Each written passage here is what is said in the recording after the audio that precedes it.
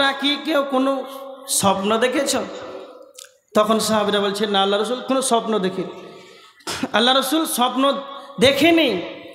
আবার সাহাবীরা আল্লাহ রসুলকে প্রশ্ন করছেন, আল্লাহর নবী, আজকে রাত্রে কি আপনি কোনো স্বপ্ন দেখেছেন? তখন আল্লাহ রসুল সাল্লাল্লাহু আলাইহি ওয়াসাল্লাম বলছেন, হ্যাঁ, আজকের একটা স্বপ্ন দেখি। সাহাবীরা বলছেন, আল্লাহ নবী, কি স্বপ্ন দেখেছেন একবার বলুন। তখন আল্লাহ রসুল সাল্লাল্লাহু আলাইহি ওয়াসাল্লাম সাহাবীদেরকে বলছেন, সাহাবীরা তোমরা শুনে রেখে দাও, দুইজন ব্যক্তি আমার কাছে আসলো, আসার পর যেন আমাকে অপর দিকে নিয়ে গেল। যেতে যেতে যেতে অনেকটা দূর চলে গেলাম, দেখতে পেলাম এক ব্যক্তি যেন চিত হয়ে শুয়ে আছে, আর অপরজন যেন তাকে তার মাথায় পাথর মেরে মেরে মেরে যেন তার মাথাটাকে চৌচির করেছে। সঙ্গে সঙ্গে তখন নবীজি বললেন, জিবরাইল তুমি বলো এদেরকে কেন এই ধরনের শাস্তি দেওয়া হচ্ছে?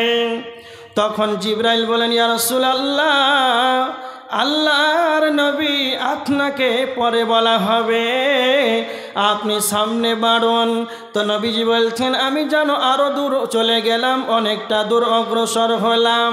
যেতে যেতে যেতে অনেকটা দূর যখন অগ্রসর হয়ে গেলাম, দেখতে পেলাম একটা তন্দুর চুলহার মতো, তন্দুর আখার মতো ওপরটা যেন সংকীর্ণ হয়ে আছে, আর ভিতরটা যেন প্রশস্ত রয়েছে।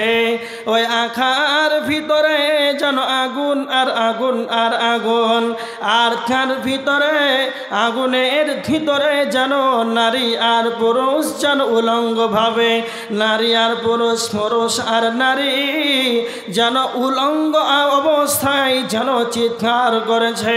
তখন নবীজি তখন জিজ্ঞাসা করলেন, জিবরাইল তুমি বলো এদেরকে কেন এই ধরনের শাস্তি দেওয়া হয়েছে? সঙ্গে সঙ্গে জিবরাইল বললেন, ইয়া রাসূলুল্লাহ, আল্লাহর নবী, এদের শাস্তির কারণ হলো এদের শাস্তির কারণ হলো পৃথিবীর বুকে এরা হলো জিনাখোর, এরা দুনিয়ার বুকে জিনা করেছে। তারপরে নবীজি বললেন, জিবরাইল বলেন, ইয়া রাসূলুল্লাহ আপনি আরো সামনে বাড়ুন, আরো দেখতে পাবেন। তো নবীজি বললেন, সাহাবীদেরকে বলছেন, আমি যেন আরো দূরে অগ্রসর হলাম। তো যেতে যেতে দেখতে পেলাম একটা পচা দুর্গন্ধময় যুক্ত রক্তের নদী, আর সেই রক্তের নদীতে যেন মানুষ সাঁতার কাটছে। সাঁতার কাটতে কাটতে কাটতে এই যখন নদীর তীরে আসার চেষ্টা করে, তখন নদীর তীরে যখন আসার চেষ্টা করে, তখন যেন তাদের মাথায় পাথর মেরে মেরে মেরে তাদেরকে যেন আবার পুনরায় তাদেরকে ফিরিয়ে দেওয়া হয়েছে। নবীজি বলেন, জিবরাইল এদেরকে কেন এই ধরনের শাস্তি দেওয়া হয়েছে? এবার তখন জিবরাইল আমিন বলতে আরম্ভ করলেন, আল্লাহর নবী আপনি এক নম্বর যেটা দেখতে পেলেন, যে প্রথমে একজন ব্যক্তি শহীদ অবস্থায়, আর একজন ব্যক্তি যেন তার মাথায় যেন পাথর মেরে মেরে মেরে যেন তাকে আঘাত করছে। এর শাস্তির কারণ হলো এই ব্যক্তি দুনিয়ার বুকে কোরআন তেলাওয়াত করতে শিক্ষা করেছিল, কোরআন তেলাওয়াত করতে জানতো, তারপর যেন তারা কোরআন তেলাওয়াত করে নাই, কোরআন অনুযায়ী যেন তারা জীবন যাপন করে নাই। তার মানে যারাই কোরআন পড়তে জানে, যারা কোরআন শিক্ষা গ্রহণ করেছেন, আমার সম্মুখে যারা বসে আছেন, মা বোনেরা যারা আছেন, যারা আলেম ওলামা আছেন, তাদের কথা বাদ দিলাম, তারা সহ আলেম ওলামা যারা আছেন, যারাই সাধারণ পাবলিক, যারাই কোরআন শিক্ষা গ্রহণ করেছেন, তাদেরকে যেন প্রতিনিয়ত যেন কোরআন তেলাওয়াত করতে হবে। একটা কথা মনে রাখবেন, আমাদের সমাজের ভিতরে এমন অবস্থা হয়ে আছে, মানুষ শুধু রমজান মাসেই যেন বেশি কোনো কোরআন তেলাওয়াত করে, আবার যখন রমজান শেষ হয়ে যায়, আবার তখন আলমারিতে যেন সুখে সাজিয়ে রেখে দেয়, আবার বছর আসবে তখন যেন কোরআন তেলাওয়াত করবে, তখন দেখবেন এক আঙুল পরিমাণ যেন কোরআনে ধুলা পড়ে আছে।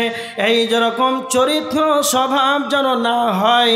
যদি কালে আপনি বাৎসরিক ইমানদার হন যে আমি যেন রমজান মাস আসলেই যেন কোরআন তেলাওয়াত করব, একটা কথা মনে রাখবেন যে মুহররমুল হারাম, হারামের মাস রয়েছে একটা হলো রজব মাস, তার ভিতরে সবচাইতে সম্মানিত মাস 12টি মাসের ভিতরে সেটা হলো রমজান মাস।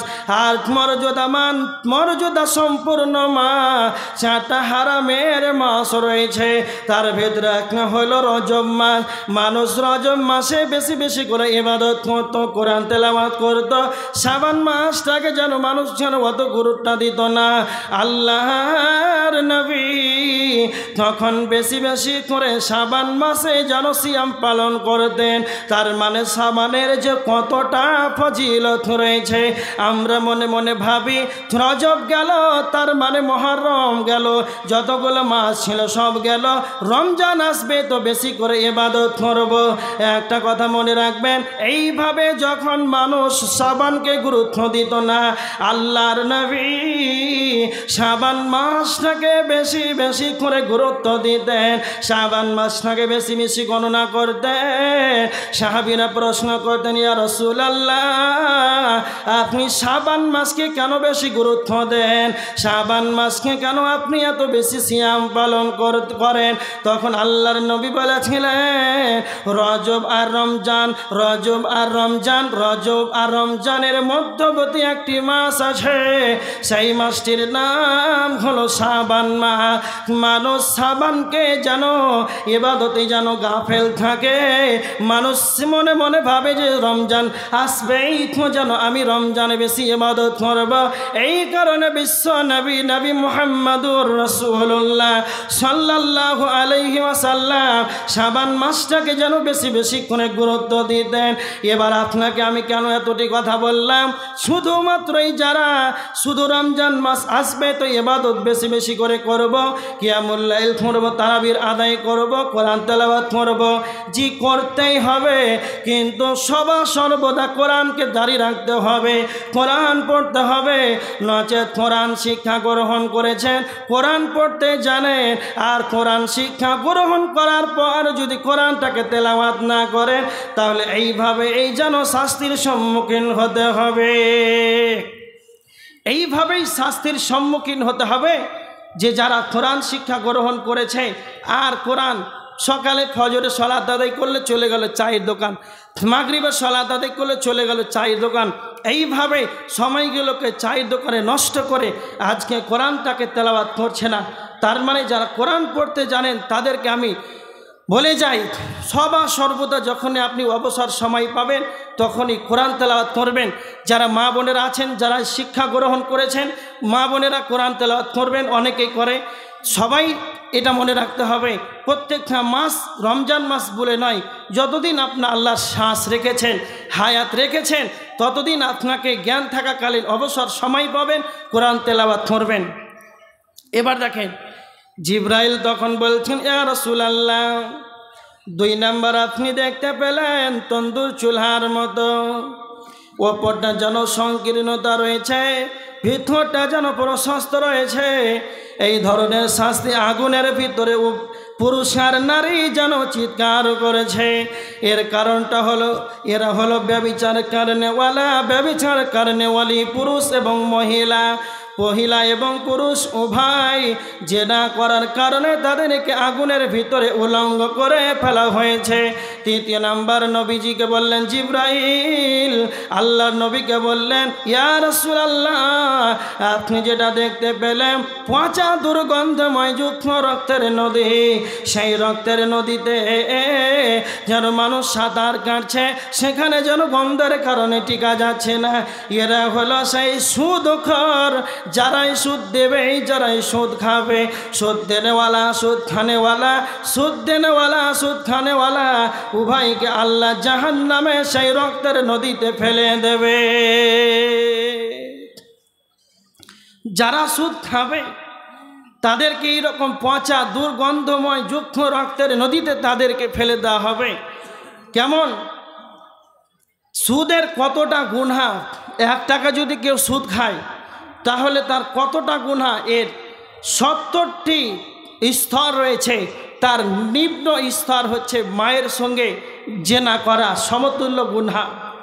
তার মানে এখনকার মানুষ বর্তমান অনেক মানুষ সুদখোর, সুদ খায়, অট্টালিকা করেছে, বাড়ি গাড়ি টাইলস মার্বেল লাগিয়ে এসি লাগিয়ে খুব সুন্দর বাড়ি, ভালো কথা।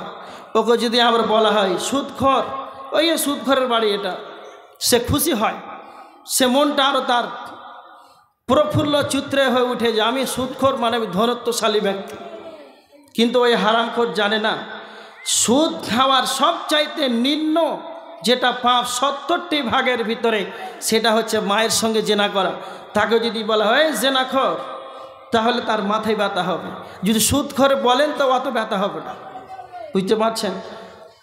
এখন বর্তমান সিচুয়েশন, পুরুষ সুদ খাচ্ছে, মহিলাদের ভিতরে অভাব নাই, বন্ধন লোন কত রকম লোন যে বাড়ি বাড়ি দিচ্ছে, প্রত্যেকটা মুসলিমকে সুদের ভিতরে জড়িত এইভাবে ধ্বংসের দিকে ঠেলে দিচ্ছে।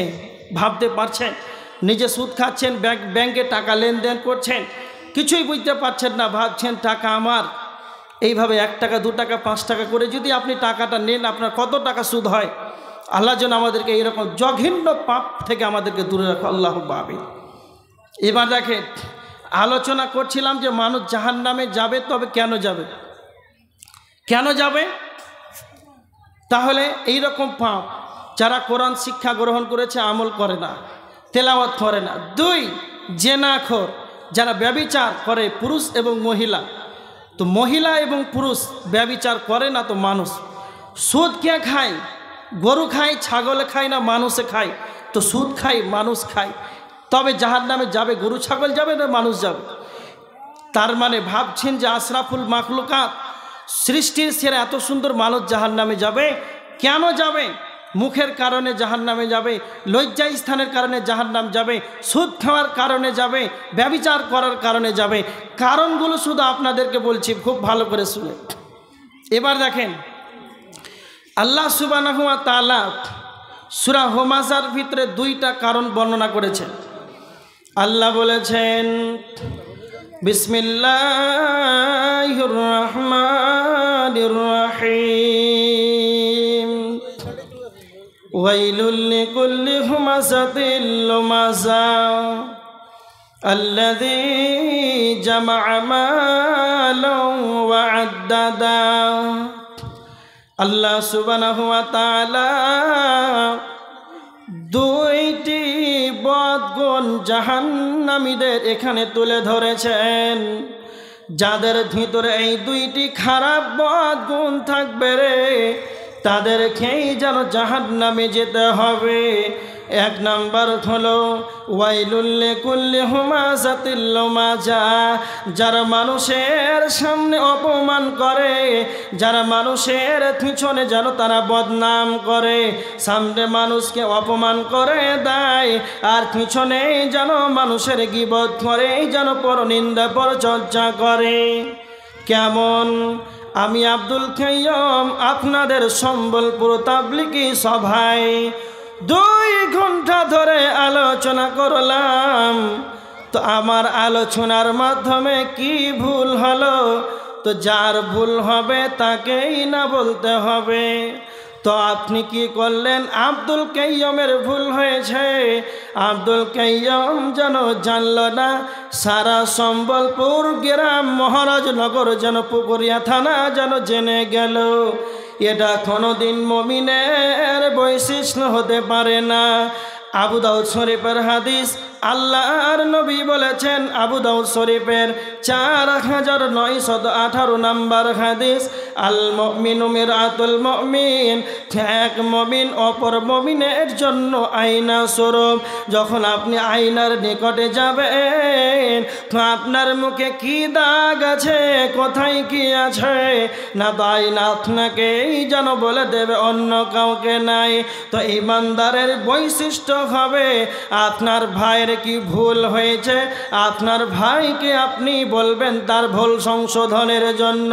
তা আমাদের সমাজের ভিতরে হলো কি, মানুষ যে কি করলো, কি ভুল করলো, মানুষের দোষ ত্রুটি যেন উদ্ঘাটন করে, মানুষের অনুপস্থিত ব্যক্তির গীবত করে, সমালোচনা করে, গীবতের মতন পাপ করে। আল্লাহ বলেছেন যারা মানুষের অনুপস্থিত ব্যক্তির যারা গীবত করবে, গীবতের মতন খারাপ গুনাহ যারা জঘন্য পাপ করবে। 2 নাম্বার আল্লাহ বলেছেন আল্লাযী জামা মালান ওয়া আদ্দাদা, যারা মালকে জমা করে করে গুনে গুনে রাখবে, যারা মালকে জমা করে করে অ্যাকাউন্টে সাজিয়ে রাখবে, আর ময়া হবে, তার মন হবে ইয়াহসাবু আন্না মালাহু আখলাদা, আর সে মনে মনে ভাববে মাল আমার চিরকালের সঙ্গে হবে, মাল আমার চিরকালের যেন সঙ্গে হবে। এইভাবে আশা আকাঙ্ক্ষা নিয়ে যেন পড়ে থাকবে। একটা কথা মনে রাখবে, আপনি যে নিজের সম্পদকে, নিজের মালকে নিজে মনে মনে ভাবছেন যে মাল আমার চিরকালের সঙ্গে হবে, কোনো দিন কি এটা ভেবেছেন আমি একদিন যেন দুনিয়াতে এসেছিলাম, অবস্থা ছিল নাঙ্গা, একটা কাপড়, একটা রুমাল, একটা টাকাও যেন পৃথিবীর বুকে আনতে পারি নাই। যখন আমার আব্বাকে কবরে রেখে দিলাম, আমার আত্মীয় স্বজনকে কবরে রেখে দিলাম, আমার দাদু 100 বিঘার জমির মালিক ছিল, একটা টাকা কবরে নিয়ে যেতে পারলো না। আমার দাদুকে, আমার আব্বাকে যেন সাদা কাফন পরে কবরে শহীদ করে দিলাম। তারপরে কেন আমি নিজের মালকে গুনে গুনে গুনে সাজিয়ে রাখছি। কোনোদিন কি ভেবেছেন একদিন আমার দাদার ধন ছিল, সম্পদ ছিল, দাদা যখন মারা গেল হইল বাবার, বাবা যেদিন মারা গেল হইল আমার, যেই দিন আমি পৃথিবী ছেড়ে চলে যাব নীরব নগরে, তখন আমার এই মালের মালিকানা সত্য সন্তানের হাতে চলে যাবে। তবে কেন মনে মনে নিজের মালটাকে ভাবছেন ইয়াহসাবু আন্না মালাহু আখলাদা, মাল আমার চিরকালের সঙ্গে হবে। এই রকম যদি আপনার অভ্যস্ত হন, এই রকম যদি আপনার বদগুণ যদি থাকে, তার মানে আল্লাহ বলেছেন যারা মানুষকে সামনে অপমান করবে, যারা মানুষের পিছনে গীবত করবে, যারা মালকে জমা করে করে গুনে গুনে রাখবে, এই রকম পাপের কারণে আল্লাহ বলেছেন তোমরা মনে রেখে দাও, তোমরা মনে মনে ভাবো মাল আমার চিরকালের সঙ্গে হবে। কাল্লা, কখনো নয়, কখনো নয়, লা ইউমবাদান্না ফিল হুতামা, মনে রেখে দাও অচিরেই তোমাদেরকে হুতামা নামক জাহান্নামে নিক্ষেপ করা হবে। আল্লাহ নবীকে বলছেন হে নবী ওয়া মা আদরাকা মাল হুতামা, আপনি কি জানেন হুতামা নামক জাহান্নামটিকে? সেটা হলো নারুল্লাহিল মুকাদা, সেটা হলো আল্লাহ সুবহানাহু ওয়া তাআলার প্রজ্বলিত আগুন। তার মানে দুনিয়ার আগুন এটা নয়, স্বয়ং নারুল্লাহিল মুকাদা, সেটা হলো আল্লাহর প্রজ্বলিত আগুন। দুনিয়ার আগুন, আল্লাহর জ্বালানি আগুনের মধ্যে পার্থক্য রয়েছে। বিশ্বনবী, আল্লাহর নবী বলেছেন দুনিয়ার আগুনের চাইতে, দুনিয়ার আগুনের চাইতে জাহান্নামের আগুনের 70 গুণ বেশি তেজ রয়েছে। কেমন কেমন কেমন, যেটা আপনি নিজে জ্বালানি আগুন যেটা জ্বালাচ্ছেন, এটা আপনার আমার জ্বালানি আগুন। এইখানে স্টেজের সামনে, এইখানে কাঠ দিয়ে, কয়লা দিয়ে, পেট্রোল ডিজেল কেরোসিন দিয়ে আপনার আমার এই এখন একটা আগুনকে তৈরি করেন, এটা হলো আমার আপনার জ্বালানি আগুন। আর এই জ্বালানি আগুনের ভিতরে যদি একটা মানুষকে ফেলে দেন, তবে তার চামড়া পড়বে, আস্তে আস্তে তার যেন মাংসটা পড়ে যাবে, কার পরে ভিতরে যাবে। তো আমার আল্লাহ বলেছেন হুতামা নামক জাহান্নাম এমন একটি খাতারনাক জাহান্নাম, যখনই মানুষকে হুতামা নামক জাহান্নাম জাহান্নামে নিক্ষেপ করা দেওয়া হবে।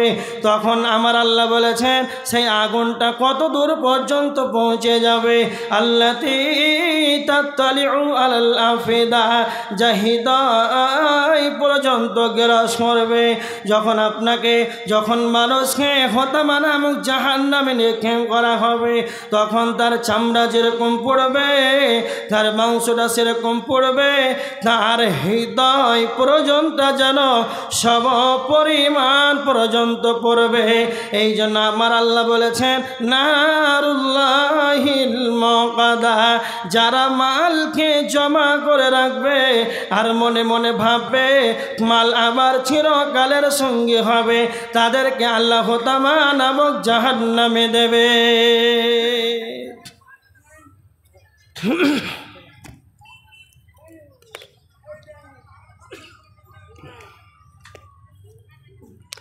যারা মালকে জমা করে করে গুনে গুনে রাখবে, মানুষের গীবত করবে, এরকম জঘন্য পাপে যারা লিপ্ত, তাদেরকে হোতামা নামক জাহান্নামে নিক্ষেপ করা হবে। তার মানে সূরা হুমাযা থেকে এখানে দুইটা কারণ পাওয়া গেল জাহান্নাম যাওয়ার কারণ। দুইটি হচ্ছে কি না, তো এই দুটা খারাপ জঘন্য পাপ। এবার দেখেন সূরা আল মুদ্দাসির, এখানে 4টা কারণ আল্লাহ বর্ণনা করেছেন জাহান্নামীদের, 4টা কারণ। যখন কিয়ামত